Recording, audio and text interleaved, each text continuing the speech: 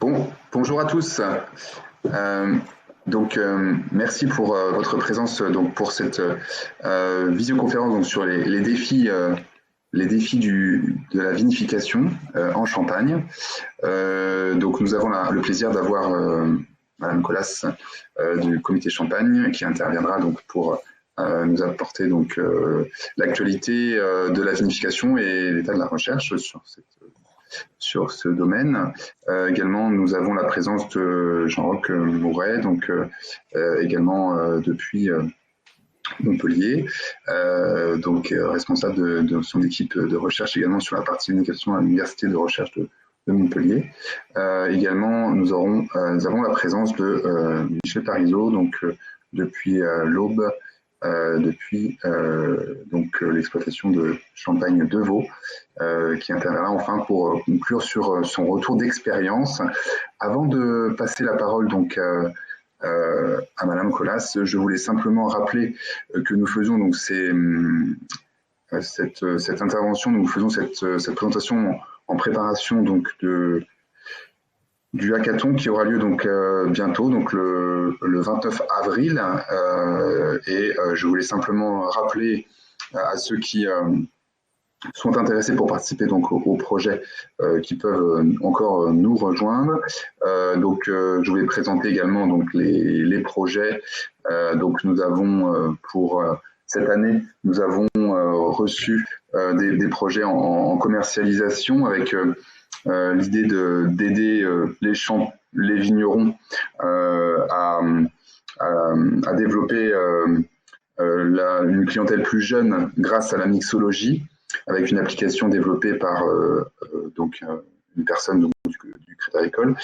Nous avons un projet également sur le recyclage des bouteilles de champagne. Alors ça ne concerne pas la champagne, parce que c'est pas possible avec les bouteilles de champagne, mais par contre pour tout autre secteur, c'est quelque chose qui est possible. Donc c'est un projet porté par une personne un groupe de jeunes de Paris, un projet depuis Montréal sur l'animation de Champagne Day. C'est un événement porté par le comité Champagne et qui serait relayé par cette personne au Québec, qui souhaite animer à Montréal le Champagne Day et qui souhaite développer également un outil pour faciliter cet événement.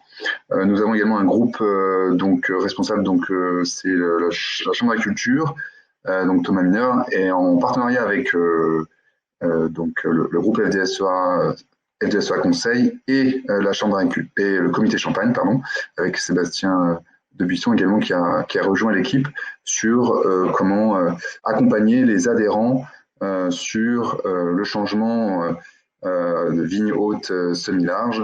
Il y a un projet également sur cette thématique. Ensuite, on a un projet sur la partie export avec un outil coaching des vignerons à l'export, un peu comme un coach sportif, mais plus pour aider les vignerons à exporter.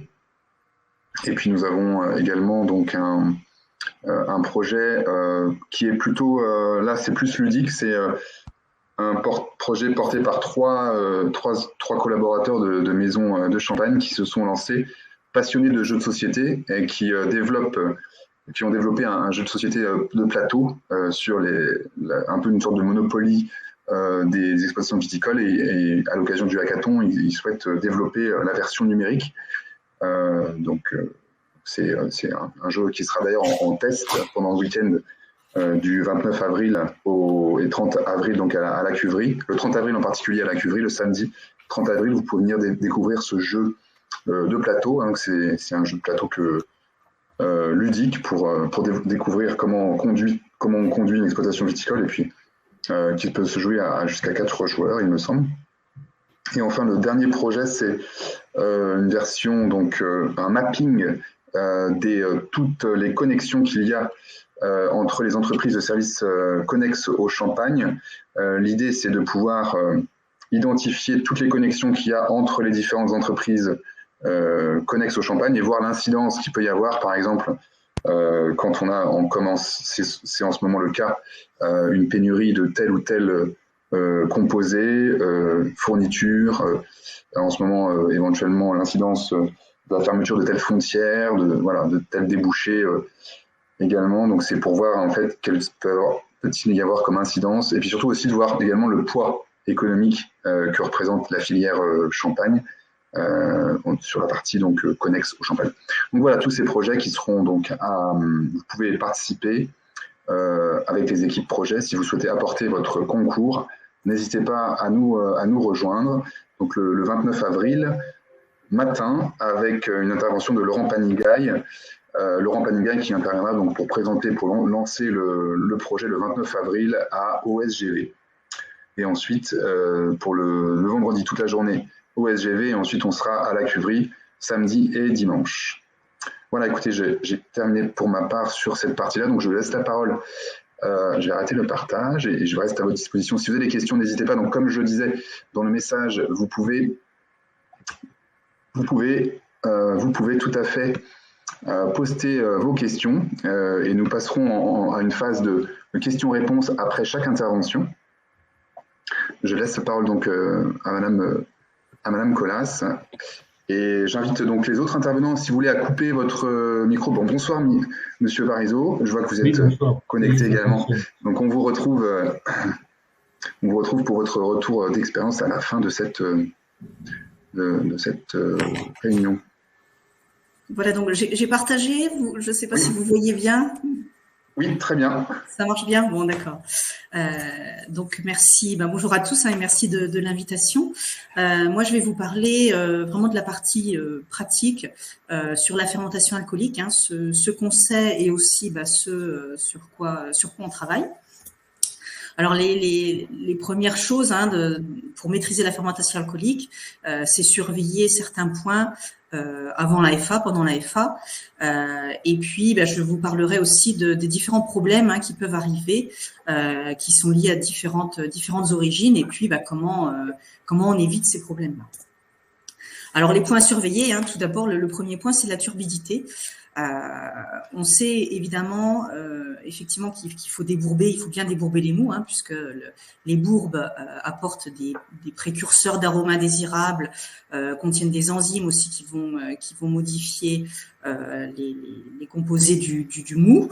Par contre, un débourbage trop poussé peut entraîner des fins de fermentation un petit peu plus délicates. Alors, ce débourbage trop poussé ne va pas impacter la quantité d'azote, on n'a pas d'influence sur l'azote. Par contre, on va avoir deux effets. Le premier effet, c'est la diminution des acides gras, qui sont des facteurs de survie pour la levure. Et puis, deuxième effet, c'est l'élimination en fait de particules support dont la levure a besoin pour pouvoir être bien dispersée dans le milieu. Et ça, on l'a mis en évidence avec un essai qu'on a fait sur un mou synthétique. Donc, on n'avait pas ajouté d'acide gras. Par contre, on avait ajouté de la cellulose pour voir justement, pour mimer cet effet support. Et on voit bien qu'avec la cellulose, on a une fermentation qui se déroule un petit peu plus. Donc là, vous avez la perte de poids, donc forcément qui mime le suivi de la fermentation. Donc la courbe en orange avec cellulose, on voit l'effet support des bourbes en fait qui sont mimées par cette cellulose. Donc voilà, donc c'est pour ça que c'est important de regarder la turbidité. La turbidité on doit viser à peu près entre 50 et 150 NTU. Donc avec un enzymage à 1 gramme hecto, c'est normalement les valeurs qu'on obtient au bout de 10 à 12 heures. Et du coup, avant d'envoyer votre mou débourbé en cuve de vinification, avant de débourber finalement, avant de dépoter, faut bien vérifier cette turbidité parce que si jamais vous êtes en dessous de 50, à ce moment-là, vous ajoutez un petit peu de bourbe légère avec la pipe au moment du débourbage. Et comme ça vous permet d'avoir ce niveau de NTU entre 50 et 150. Alors, le deuxième point à surveiller avant de lancer la fermentation, c'est l'azote ammoniacal. Alors, je vais revenir un petit peu sur le rôle de l'azote pendant la fermentation. Ce rôle-là va servir cet azote va servir à la levure à deux choses. principalement. Hein. La première, ça va être la multiplication des cellules, hein, la formation de biomasse. C'est comme ça que la levure va pouvoir devenir à un certain niveau de population. Et puis le deuxième rôle principal, ça va être la fabrication de ces protéines de transport intermembranaires qui vont permettre au sucre de rentrer dans la levure et d'être consommé par la levure. Alors, tout l'azote n'est pas utile, hein, il y a trois types d'azote, mais par contre, l'azote utile, on va l'appeler l'azote assimilable, qui est composé donc de l'azote ammoniacal et de certains acides aminés. Alors, on peut mesurer cet azote assimilable hein, par des techniques enzymatiques colorimétriques. Par contre, ce qu'on appelle l'azote alpha-aminé, en fait, n'est pas représentatif des acides aminés. Il y a certains acides aminés qui sont sous-dosés, d'autres surdosés. La mesure, en plus, est dépendante de la quantité d'azote ammoniacal. Donc, du coup, c'est pas forcément un bon facteur, un bon paramètre de suivi, l'azote alpha-aminé. Et on s'aperçoit quand il y a une carence en azote, on a la baisse conjointe et d'azote ammoniacal et des acides aminés dans les mêmes proportions. Donc, nous, ce qu'on conseille, c'est mesurer uniquement l'azote ammoniacal, qui est du coup un bon indicateur. Et on a déterminé un seuil avec nos expérimentations. Si l'azote ammoniacal est en dessous de 80 mg d'azote par litre, on est effectivement en situation de carence. Alors, on mesure bien l'azote ammoniacal, par contre, l'unité est en milligrammes de N par litre. Hein. Certains laboratoires donnent encore des milligrammes de NH4, qui est l'azote ammoniacal, donc il faut faire la petite conversion pour se retrouver avec la bonne valeur. Alors, ces carences azotées vont avoir plusieurs impacts. La première chose, c'est qu'on va avoir une cinétique plus lente hein, de fermentation, parce que aussi il y aura un taux de population levurienne plus faible. Hein, il y aura eu du mal d'avoir cette multiplication cellulaire. Et puis les levures vont être dans un état un petit peu de stress et vont produire des composés indésirables comme l'acide acétique, donc on va avoir une montée de volatile, comme la production d'H2S hein, qui va donner des goûts de réduits d'œufs pourris. Et puis on aura aussi après, quand on fait la FML, un ralentissement de la FML. Donc ça va vraiment avoir un impact sur toute la vinification. D'où voilà, donc il faut mesurer cet azote ammoniacal si on peut évidemment. Le troisième paramètre à surveiller, c'est la température. Donc là, c'est une surveillance pendant la fermentation, hein, puisque la fermentation est un phénomène exothermique, donc il va produire de la chaleur. Donc pendant toute la fermentation, il faut bien surveiller le début, le milieu, puisque la température va monter naturellement. Alors, il ne faut pas aller trop bas parce que la fermentation peut être ralentie et du coup, les levures vont avoir besoin d'un petit peu plus d'azote. En plus, on sait que des températures trop basses, notamment à 12, n'apportent pas d'arôme positif, hein, au contraire. Et par contre, il ne faut pas non plus avoir des températures trop élevées parce que des températures, par exemple, au-dessus de 30 degrés vont tuer potentiellement les levures. Et puis après, on va aussi avoir des arômes désagréables qui vont se former. Donc la cible, elle est vraiment entre 18 et 20. Et par contre, à partir d'une densité, enfin d'une masse volumique autour de 1010, 1005, donc plutôt en fin de fermentation, on peut arrêter la régulation de température. Il n'y a pas besoin de laisser la régulation, surtout si on veut ensemencer derrière avec la FML, garder un petit peu de chaleur pour faire cette FML. Alors, du coup, la surveillance consiste aussi à suivre la consommation du sucre hein, pour vérifier que cette fermentation se passe bien, pour pouvoir agir, être le plus réactif possible, agir le plus vite possible si jamais il y a un souci. Donc, pour ça, on utilise un aréomètre qui mesure, alors qui donne une estimation hein, de la teneur en sucre. On appelle ça la densité, mais en fait c'est une conversion, on va dire, de cette masse volumique et qui va donner cette teneur en sucre. Alors il y a quelques précautions à prendre hein, sur cet aréomètre, notamment au niveau de la manipulation. Il faut le manipuler vraiment par la petite tige, pas par la partie plus renflée, parce que en fait il y a du gras sur les doigts et ça peut potentiellement modifier la mesure de densité. La lecture se fait en haut du ménisque, hein, toujours. Et puis, évidemment, il faut corriger avec une température. Hein, une densité n'est valable qu'avec une température. Et puis, des bonnes pratiques aussi pour stocker. Donc, il faut bien rincer et sécher son aréomètre une fois qu'on s'en est servi. Alors, voilà un petit peu le type de courbe qu'on peut obtenir. Donc, en orange, c'est une courbe d'une fermentation qui se déroule bien. Et par contre, vous voyez en vert, c'est une fermentation un petit peu languissante. Donc, le fait de suivre cette masse volumique-là, ça nous permet de voir s'il y a un petit problème ou pas et puis de pouvoir intervenir. Donc, on a la masse volumique, on suit la masse volumique jusqu'à peu près 995-990. Et puis, là, on fait une analyse de sucre résiduel pour être sûr que la fermentation soit bien terminée. Autre petite chose à surveiller pendant la fermentation, c'est ce qui va se dégager des cheminées des cuves, parce qu'on peut avoir apparaître justement des arômes un petit peu de réduction, donc œufs pourris, choux, légumes cuits. Donc ça, c'est un signe un petit peu de problème de fermentation. Et si vous avez ces signes-là, n'hésitez pas à ajouter du phosphate diamonique de l'ordre de 10 à 20 grammes hecto. Ça va dépendre aussi si vous avez des carences en azote. Voilà un petit peu pour les points à surveiller. Donc, avant la FA, turbidité, azote ammoniacal. Pendant la FA, température, densité et puis les odeurs. Et puis après la FA, vérifiez que votre FA est terminée avec les sucres résiduels. Vérifiez aussi la teneur en acide acétique. On sait qu'à peu près l'acide acétique, donc acidité volatile ou acide acétique, est perceptible à partir de 0,40 grammes par litre. C'est cette odeur de vinaigre. Et puis aussi, mesurer la teneur en SO2, surtout si vous voulez lancer la FML pour être sûr qu'il n'y aura pas de problème sur la FML. Voilà, donc les problèmes. Alors, quels sont les différents types de problèmes qu'on peut rencontrer? On peut rencontrer une FA qui ne va pas jusqu'au bout, avec des teneurs en sucre résiduel. Une FA qui va être un petit peu languissante, donc comme j'expliquais au début, avec un stress des levures qui vont pouvoir produire des composés indésirables, du SO2, de l'acétique, de la GES. Et tout ça, il y a plusieurs origines. La première origine va être liée à la souche de levure qui va faire la fermentation.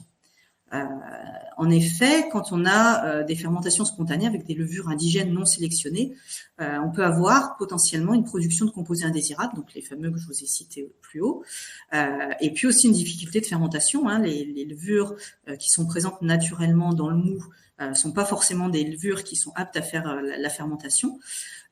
C'est pour ça qu'on a des LSA, des levures sélectionnées qui sont issues du mou, mais qui ont été sélectionnées pour leurs propriétés, pour justement avoir ces critères de finir la fermentation et aussi d'avoir des temps de latence assez courts. Voilà, donc là un petit essai qu'on avait fait en utilisant, donc en prenant un mou et puis en ensemençant en levure LSA et sans ensemencer. Donc vous voyez, sur certains essais, on a des sucres résiduels qui restent à la fin de la fermentation. Sur d'autres essais, par contre, elle va jusqu'au bout. Sur des essais, on a production d'acide volatile avec des gros, sur le deuxième essai, là, avec 0,86, une grosse teneur. On peut avoir aussi du SO2 en quantité très importante, donc pour ceux aussi qui veulent faire ou des sulfites réduits ou du sang SO2, ça peut être un problème de ne pas levurer. Alors effectivement, ces paramètres-là, ça se rencontre pas tout le temps. C'est un petit peu du qui tout double, c'est un risque à prendre, alors qu'avec un ensemencement, dans tous les cas, vous voyez, dans les 4 cas, on n'a pas ces problèmes de composés indésirables. Donc un autre essai aussi sur différentes souches de levure qui ont été testées avec la mesure de production d'H2S, qui a cette odeur d'œuf pourri. Donc on voit bien que pour les levures, donc les LSA A, B et D, celles qui produisent le moins d'H2S, c'est en fait des levures sélectionnées. Et puis les autres, c'est des levures qui n'ont pas été sélectionnées, qui ont été éliminées par rapport aux levures qui avaient pu être isolées, parce que c'est des levures qui produisent beaucoup d'H2S. Voilà, et donc par rapport au temps de latence, c'est ce que je vous disais, souvent les fermentations spontanées ont un temps de latence un peu plus long, et du coup ça va poser problème, parce que pendant ce temps-là il y a des micro-organismes qui peuvent s'implanter, qui peuvent se développer, notamment certaines levures oxydatives qui sont présentes naturellement dans le mou. La majorité c'est représenté par l'espèce Enseniaspora uvarum.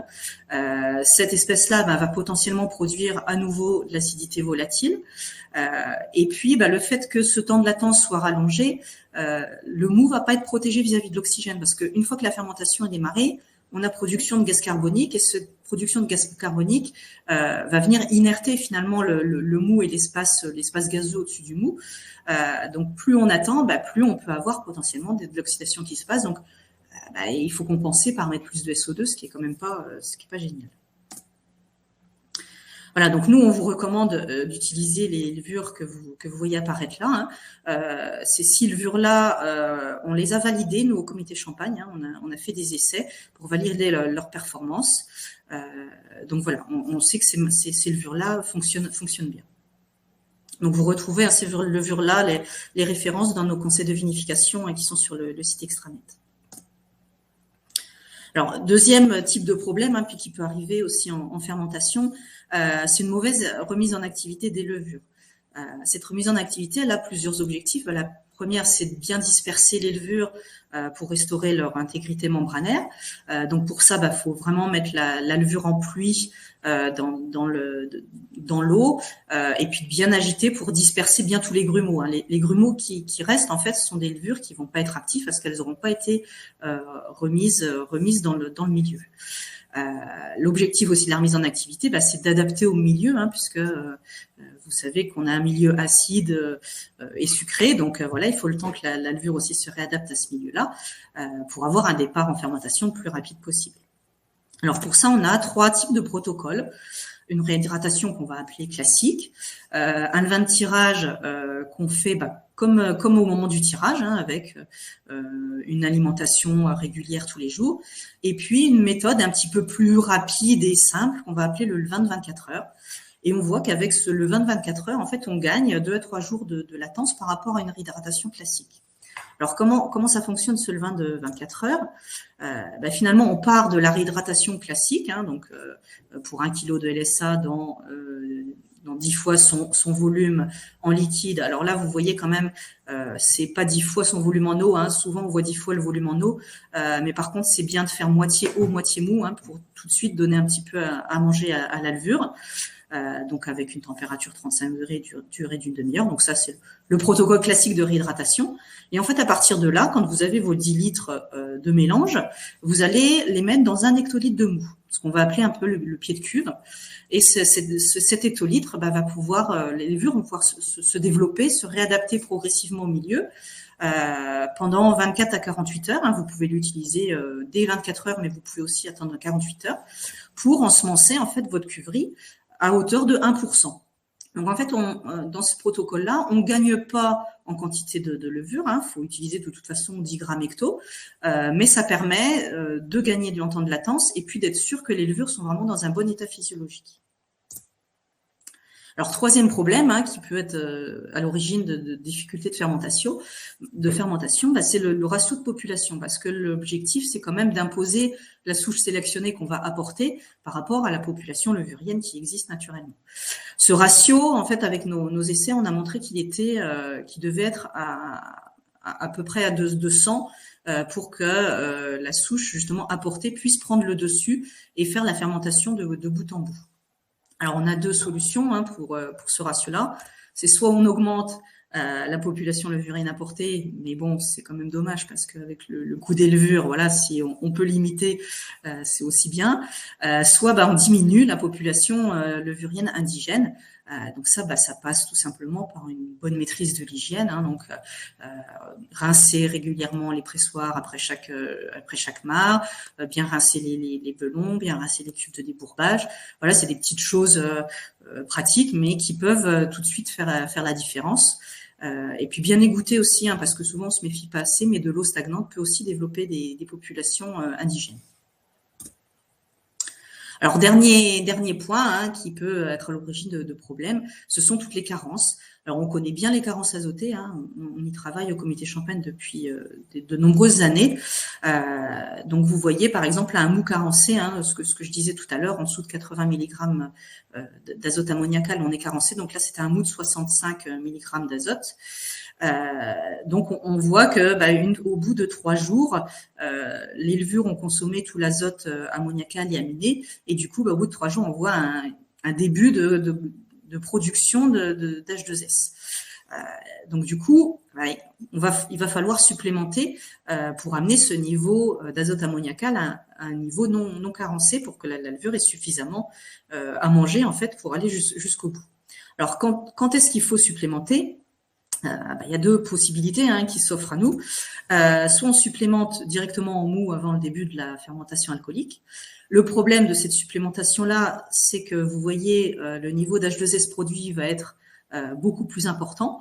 En effet, en fait, quand on augmente la teneur en azote ammoniacal dès le début, on va plutôt favoriser la multiplication des cellules. Donc, il va y avoir plus de levure, plus de population. Donc, finalement, on va induire une carence supplémentaire par rapport à ce qu'on pouvait avoir.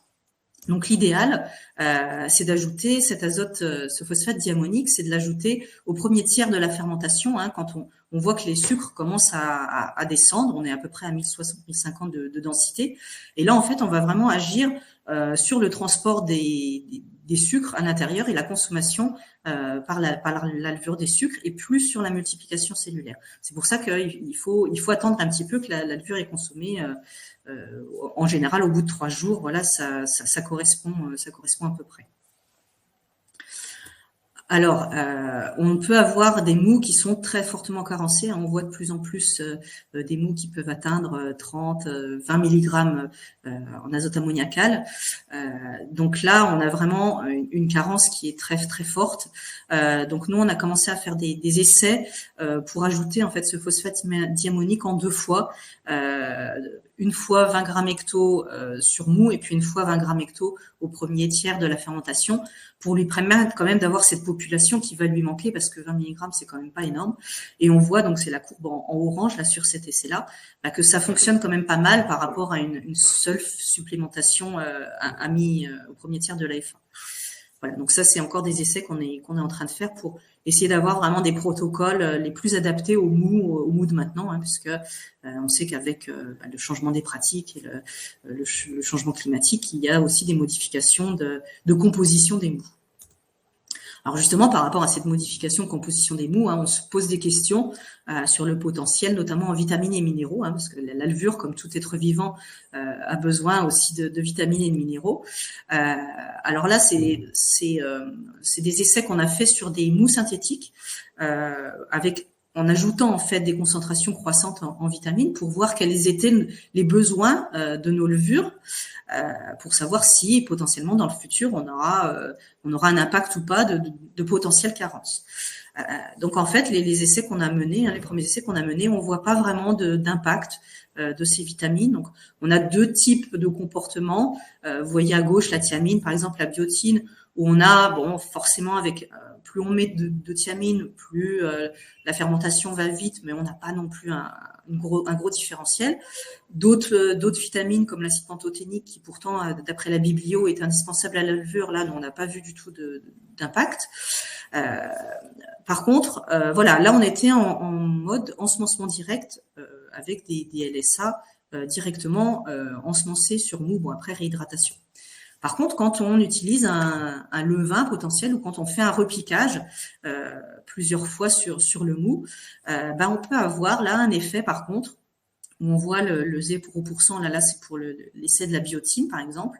On voit que la levure, si elle n'a pas du tout de biotine, au bout d'une certaine repiquage, d'une certaine remultiplication, on voit qu'elle a quand même des soucis de fermentation. Alors, il lui en faut pas beaucoup, vous voyez, des 10% du besoin, enfin des quantités classiques apportées, ça lui suffit à rétablir la fermentation classique. Et ça, du coup, on se pose des questions. On se demande si potentiellement à l'intérieur des levures sélectionnées, comme elles ont été fabriquées, produites dans des milieux très riches, elles n'ont pas emmagasiné ces vitamines et ces minéraux qui lui serviraient et qui permettrait, quand on fait un ensemencement direct, d'aller jusqu'au bout de la fermentation sans problème. Par contre, quand on commence à faire, par exemple, des levains, ça peut peut-être poser problème. Donc là, on continue à faire nos essais là-dessus. On a fait aussi conjointement des essais en augmentant aussi les doses d'azote qui peut-être vont multiplier les levures, mais on n'a pas vu de différence pour le moment. Voilà un petit peu. Donc tous les conseils que je vous ai présentés, vous les retrouvez dans nos conseils de vinification qu'on publie tous les ans et qui sont disponibles sur l'extranet, et puis aussi sur les fiches techniques qui peuvent être sur cet extranet.